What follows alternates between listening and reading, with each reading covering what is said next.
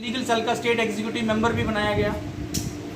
लेकिन जो मैं चाहता था, जहां पर मैं अपनी एनर्जी यूटिलाइज करना चाहता था एज ए डिस्ट्रिक्ट प्रेसिडेंट, क्योंकि मुझे तजर्बा था कि इन्हीं कांग्रेस पार्टी ने एक पॉलिसी बनाई थी कि जो लोग, जो युवा, जो एनएसयूआई के प्रोडक्ट हैं, जो युवा कांग्रेस के प्रोडक्ट हैं, उनको स्टेट लेवल पर, डिस्ट्रिक्ट लेवल पर, ब्लॉक लेवल पर जो है तरजीह दी जाएगी और मेन बॉडी के बेच में उनको एडजस्ट किया जाएगा और अच्छी उनको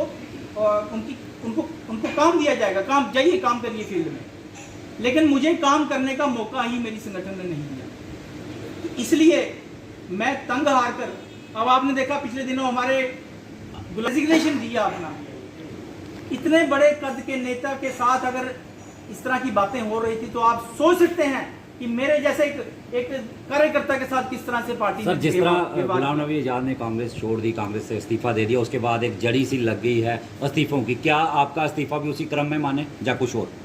देखिए, आपने बड़ा अच्छा प्रश्न किया है।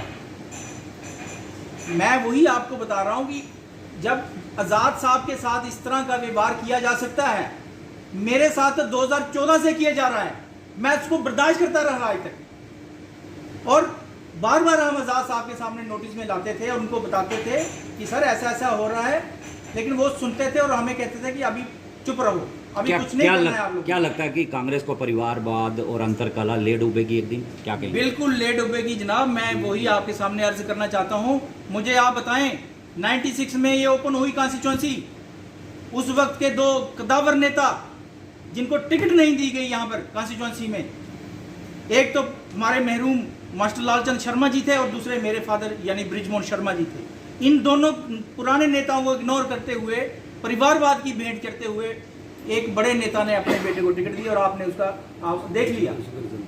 2002 में फिर इन्होंने बिना पार्टी ने कोई सोच विचार किए हुए एक हमारे कैंडिडेट रतन चंद जी को, क्योंकि वो हीरानगर गली ट्राई कर रहे थे, उनको कठुआ में लड़ा दिया, यहाँ के लिए वो प्रिपेयर ही नहीं थे। तो 2002 में आपने पार्टी का हासिल देख लिया। जमानत जब्त होगी, 96 में होगी, 2002 में होगी।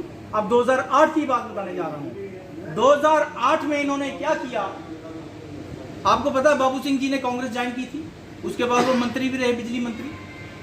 जब आंदोलन हुआ उसके बाद 2014 की कहानी मैंने आपको बता दी। गुलाम नबी आज़ाद की अगर बात करें, उनके इस्तीफों के ये मिथ्या आरोप है उनके ऊपर लगाया जा रहा है और ये विशेषकर उनके यही पार्टी के लोग ही लगा रहे हैं, क्योंकि वो लोग जो थे आज़ाद साहब को इस तरह से उन ट्रीटमेंट कर रहे थे आज की डेट में कि कोई भी जो है इतना सीनियर आदमी जो है वो पीछे हटना पसंद करेगा, रिज़ाइन देना पसंद करेगा।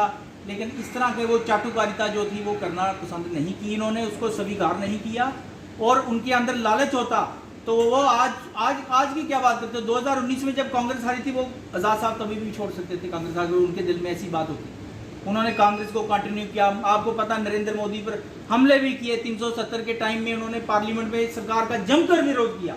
जेके पीसीसी के अध्यक्ष वकार सुल्तानी का कहना है कि कांग्रेस ने गुलाम नबी आज़ाद को महाराष्ट्र से राज्यसभा सदस्य बनाया से, और उस कॉन्स्टिट्यूंसी से, वो यावतमल कॉन्स्टिट्यूंसी से और एक और दूसरी वासिम कॉन्स्टिट्यूंसी से उन्होंने 2 बार चुनाव लड़ा और 1 बार चुनाव जीता और शायद 1 बार चुनाव वो हार गए थे। तो कहने का मतलब यह था कि लोकसभा के मेंबर बने थे वो।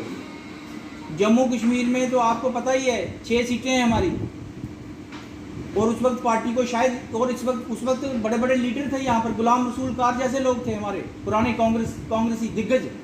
तो आज़ाद साहब उस वक्त एक युवा चेहरा थे। वो युवा चेहरा को उन्होंने महाराष्ट्र से बेहतर समझा और महाराष्ट्र के लोगों ने उनको जिताया भी। ऐसी बात नहीं कि आपने नॉमिनेशन करके वो आए सारी उम्र। यहाँ अगर चीफ मिनिस्टर बने आपके स्टेट के अंदर, तो आप याद करिए 1975 के बाद हमारा कोई चीफ मिनिस्टर नहीं बना J&K में कांग्रेस का। और उन्होंने ऐसा कार्यशैली अपनी अपनाई जिससे कश्मीरी लीडरशिप को ये लगा कि ये लीडरशिप जम्मू में जा रही है। और जम्मू के पहले चीफ मिनिस्टर थे। यहाँ मुद्दे हमारे अपोजिशन पार्टी उठाती थी उस वक्त कि जम्मू का मुख्यमंत्री नहीं बनाते, जम्मू का मुख्यमंत्री नहीं बनाते। लेकिन जब जम्मू का मुख्यमंत्री बना, आपने उनका हाल देख लिया कि कुछ कश्मीरी नेताओं ने उनके साथ षड्यंत्र किया, उनकी सरकार गिराई। और ये था कि एक ही परिवारवाद को, एक ही व्यक्ति को आप एम्पावर किए जा रहे हो, उसी को डिस्ट्रिक्ट प्रेसिडेंट बनाना है, उसी को एमएलए बनाना है, उसी को एमएलसी बनाना है, उसी को सब कुछ देना है, उसके परिवार को देना है, उसकी बीवी को देना है, उसके भाई को देना है। उनके रिश्तेदारों को देना है, तो बाकी लोग किस लिए आए हैं?